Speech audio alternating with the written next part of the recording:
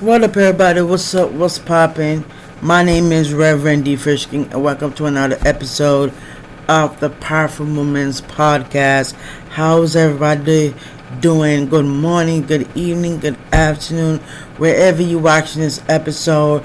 Thank y'all so much for clicking this episode, because in this episode, as you can tell by the topic, I will be revealing definitely some relationship tips. As you could tell, we're gonna go into the 5 love languages and does it really matter, and then we're going to be reminded of the legacy of Martin Luther King, because since February 1st we're gonna be diving straight deep into relationships and Black History Month as well, because this is the month of Black History. We will be continuing the series, the Get to Know Me series, including these information, because I will be sharing my story and to incorporate it into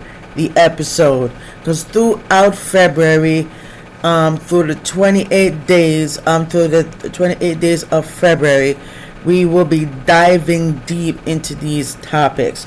Alright, guys, I'll make sure to like, comment, and subscribe, and make sure to turn on that notification bell to know exactly whenever I post is to be updated and to be subscribed. And make sure if you have a question you want to ask, make sure you drop it in the comment section down below. And to get all past episodes from season 1 through season 6, that is going to be in the description below, as well as everything else. So let's dive deep into what we're here for, and that is we're going to talk about we're going to go deep into the relationships before we go into thing there, because I was trying to debate. Here's the thing: I was trying to debate on what we should start first, but we will be going through to go deeper into the relationships that part first before we jump into the purpose of to be reminded of that. Okay, so the relationship of the 5 love languages and how they really work. Now, the 5 love languages concept, it was developed by Dr. Gary Chapman in his 1992 book, The 5 Love Languages: The Secret to Love That Lasts. And funny thing, it says that because I do have a book on it. They have different colors. They have one for purple, and they have another color as well, because of the title that is on each of the 5 love languages book. So it suggests that people express and receive love in 5 primary ways: understanding your own and your love and your partners, your love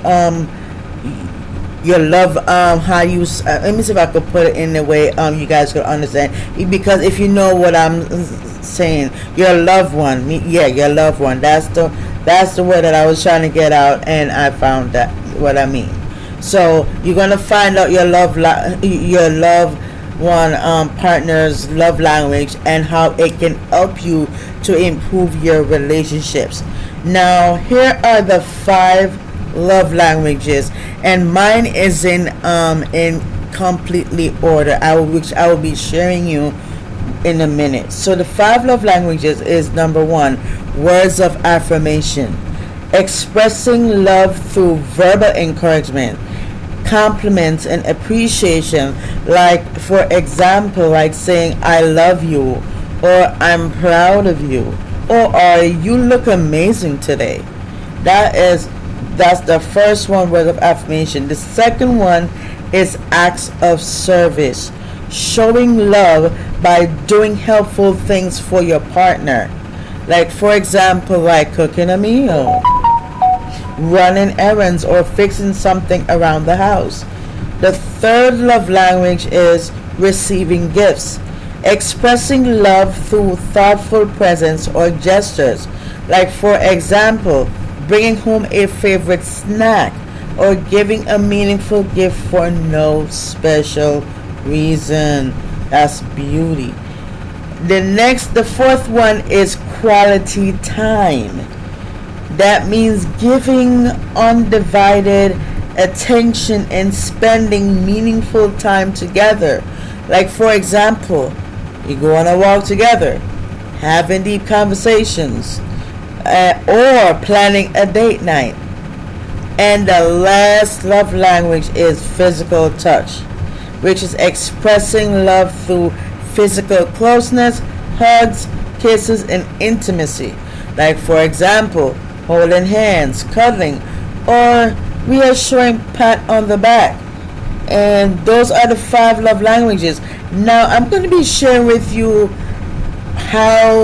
what my 5 languages in order. So the first one that because I took a test and it revealed to me what my language is in order. The first one is actually quality time. That is number 1 on the list for me. Quality time is number 1, and number 2 is physical touch, and the third one is words of affirmation, and the fourth one is acts of service, and the last one is receiving gifts. Those are my 5 love languages in order. And also, I'm gonna tell you this. Since we're here, I'm gonna say this. I will be creating a test so that you guys could know what your 5 love languages. I will be creating it, and I will be let y'all know about that. We're gonna let you guys know about that. So stay tuned throughout the episode to find out about that part. Now, do they really work? The 5 love languages, it have been widely popular and used in relationship counseling, but their effectiveness, it depends on the couple and how they apply the concept. The pros: you can improve your communication skills by also helping your partner express love in the ways that resonate with each other. And the second pro is you can increase your relationship satisfaction, meaning you can research suggest that couples do understand and use love languages tend to feel more loved and appreciated. I'm going to repeat that again so you guys can quite understand. The pros is increases relationship satisfaction, but the research, because I've done my research, it suggests that couples who understand and use love languages, it tend to feel more loved and appreciated. And the third pros is to help resolve conflicts by identifying each other love's languages. It can prevent misunderstanding. The cons: too simplistic. Some critics argue that love is more complex than just 5 categories. And the second cons is it doesn't address deeper issues. If a relationship has a serious problem like trust issues or unresolved trauma, the love languages alone may not fix them. And the third cons is it can create pressure. If one partner doesn't naturally express love in the way the other prefers, it may cause frustration. So in my journey, before I go any further, in my journey, I remember I never been in relationships before at all. Literally, I have never been in one, because growing up, the person keep putting this guy for me to date. But the thing is, I do not have I'm not interesting because you gotta feel the vibe. You know what I mean? You got to rock with that person, but the person the person who put that guy in my life, the family who I grew up in, that's not, I found out they're not actually my birth family. That's the funny thing. That's another episode. We ain't gonna go into that. That's another episode. So there was a guy, and make a long story short on that, he took me out to the movies and stuff, and I give him A for effort, you know what I mean, because at least he tried. But I was not feeling this man's vibe, and I'm gonna say this, he even kissed me on my lips, and when I mean, that was the worst thing ever. When you get your first and it's sloppy as ever. Oh my God, words can't express. It was sloppy. I never liked it. Oh Lord Jesus, I never liked it. Lord Jesus, when I mean I never liked it at all, I never liked it because come to find out, there's certain things I found out about myself. I found out that I was actually born a boy and not a girl. So no wonder I find it disgusting. That makes sense. Because when the guy kissed me, I don't feel nothing for him. I just feel grossed the hell out. Literally grossed out. No joke. I was literally gross. I was like, and I had to run in the bathroom, and I had to rush inside and use soap and whatever it takes to rinse out that thing out my. Oh Lord, oh Lord. Words can't express, y'all. I had to share that part of my share that part so you guys can know where I'm going at, y'all. No way. That's why if you don't use the love languages in relationship, if you don't see these love languages in your relationship, you will not know if that person is for you. You will know when that person is for you if they show you the 5 love languages, and that's the reason why the love languages exist today.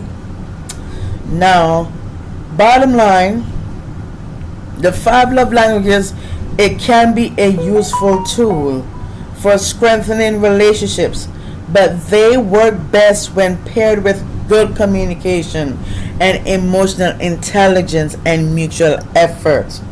They're not a one-size-fits-all solution, but can serve as a helpful guide to better understanding how love is given and received in a relationship. Now, if you're thinking about incorporating the 5 love languages into your personal relationships, I'm going to give you some ways to do so effectively. The one thing, personal application, strengthening relationships. You can use the love languages to improve your relationships by 1. Identifying your love language. As I said before, I will be creating a official quiz about it. I will be creating a quiz on about the language so you guys can know what your love language is. I already know mine, so I'm going to be creating a quiz so you guys can know what your favorite language is.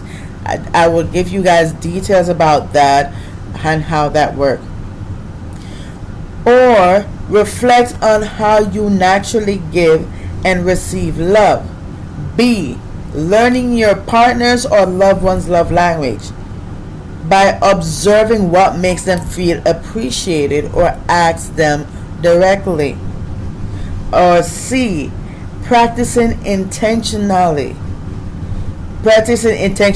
that's what I meant to say. Practicing intentionality.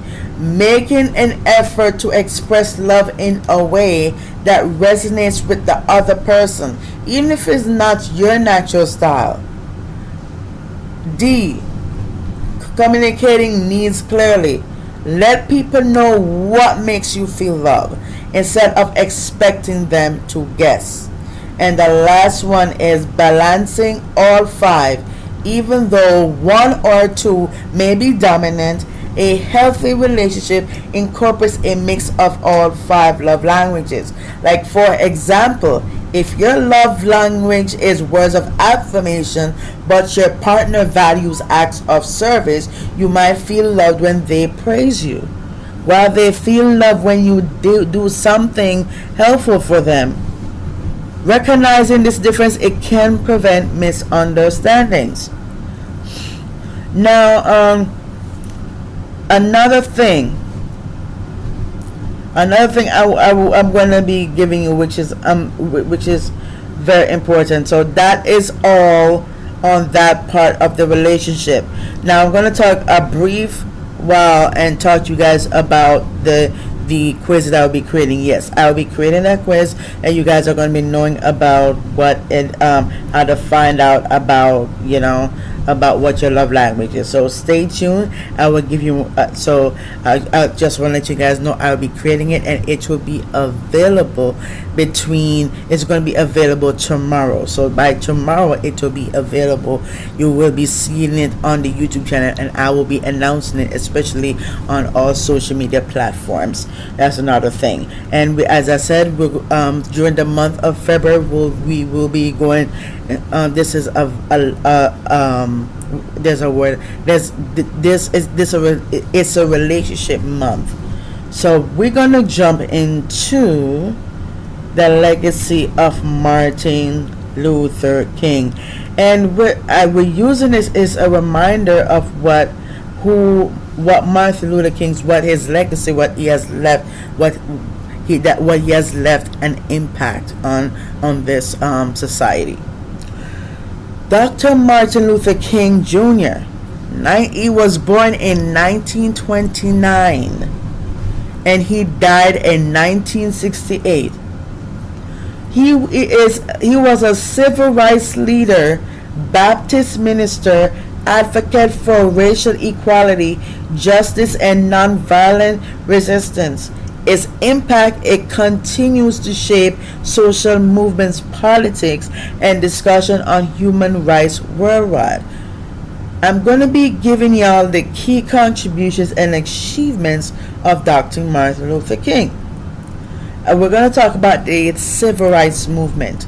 Now, Martin Luther King became the face of the civil rights movement in the 1950s and the 1960s, fighting against racial segregation and injustice in the United States.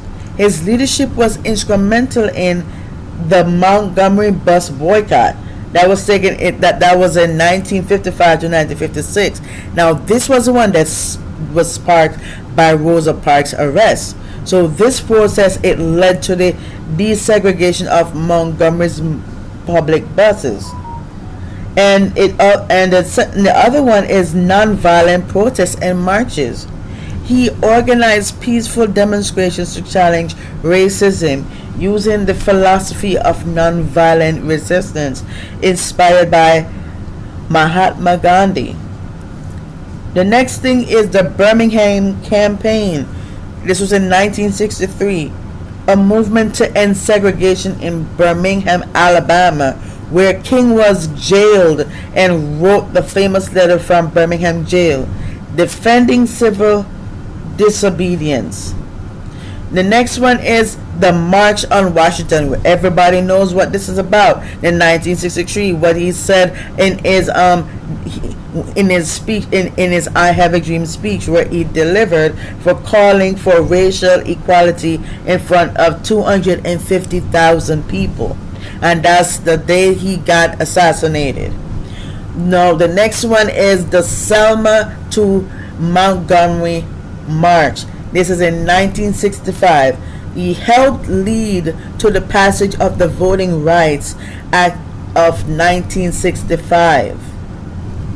Now, I'm going to be sharing you the legislative impact of about Dr. Martin Luther King.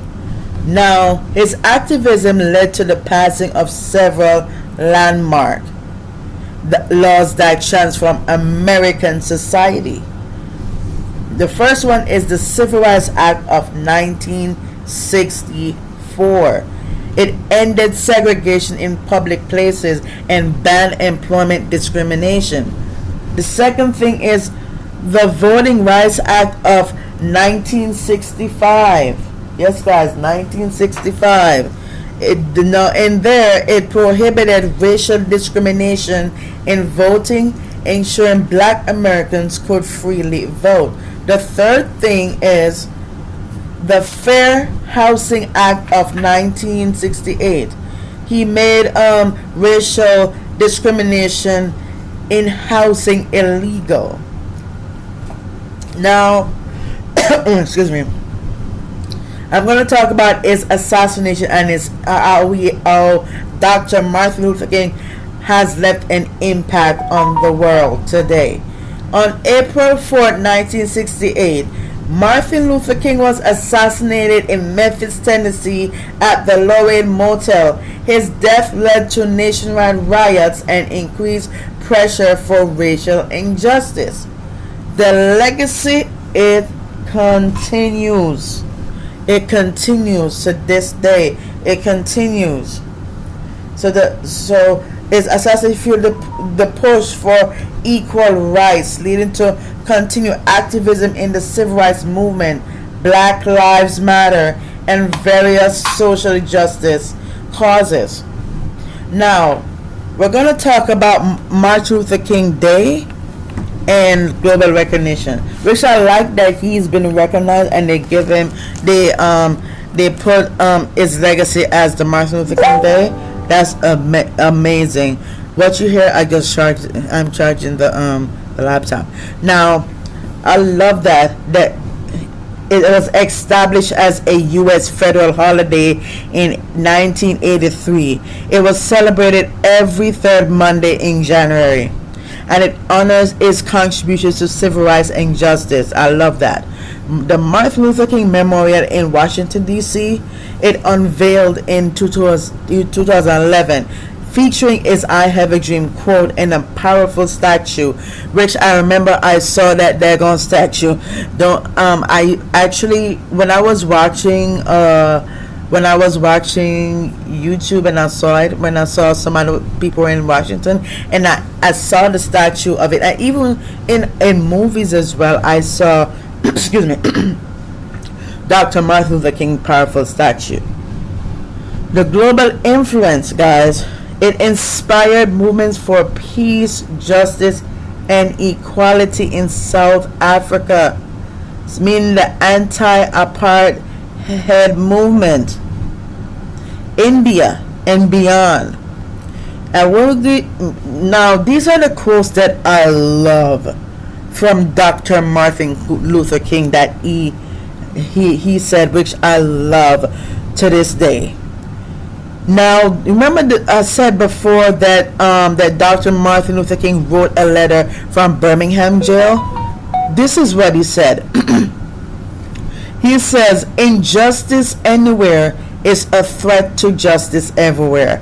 I like that. The next thing he said, it's dream.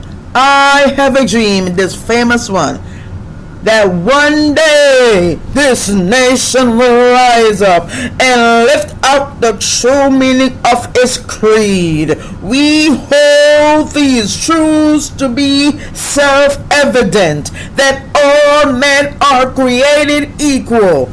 Oh Lord, I kind of sound like him for a second. The next one is darkness cannot drive out darkness. I like that. Only light can do that. Light can drive out darkness. Darkness can't drive out darkness. Only because, you know why darkness can't drive out darkness? Because darkness is still going to make them darkness. The only thing that can drive out darkness is the light.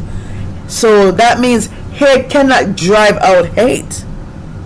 Only love can do that. Love can drive out hate. Now, I'm going to tell you why Martin Luther King's legacy still matters today. His fight for racial equality, it continues in movements like Black Lives Matter.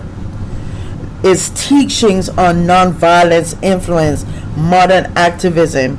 And lastly, His speeches and writings continues to inspire leaders and activists and educators. Wow, that's amazing. So, because I'm gonna say this, to be honest with you, at first I never know who Martin Luther King is until I listen and I heard and I do my research and I was like, okay. And so,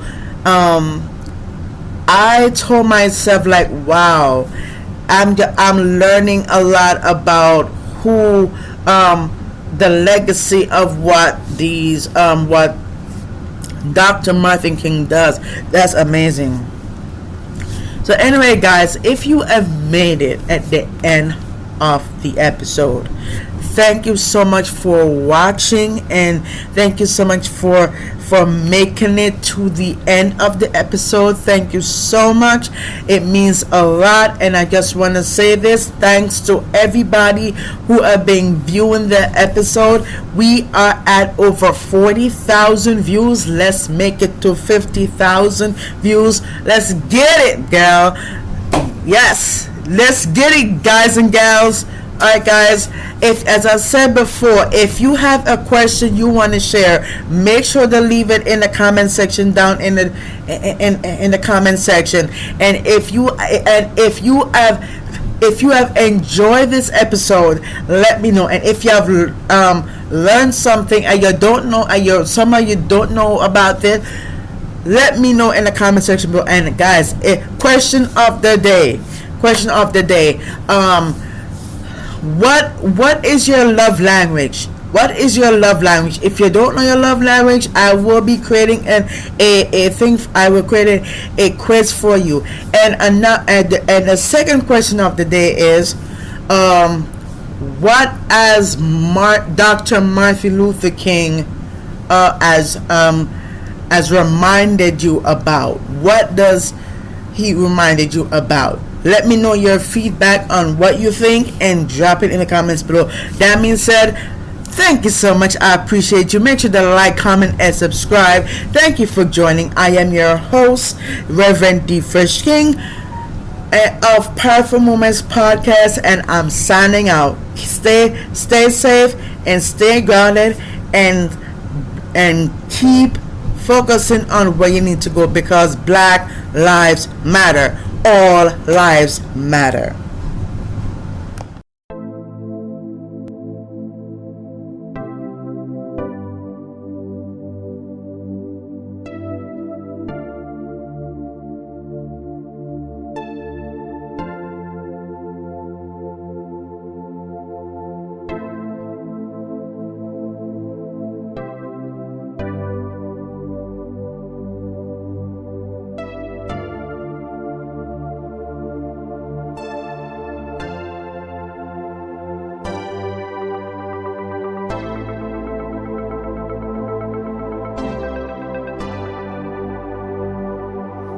Y'all, don't miss out.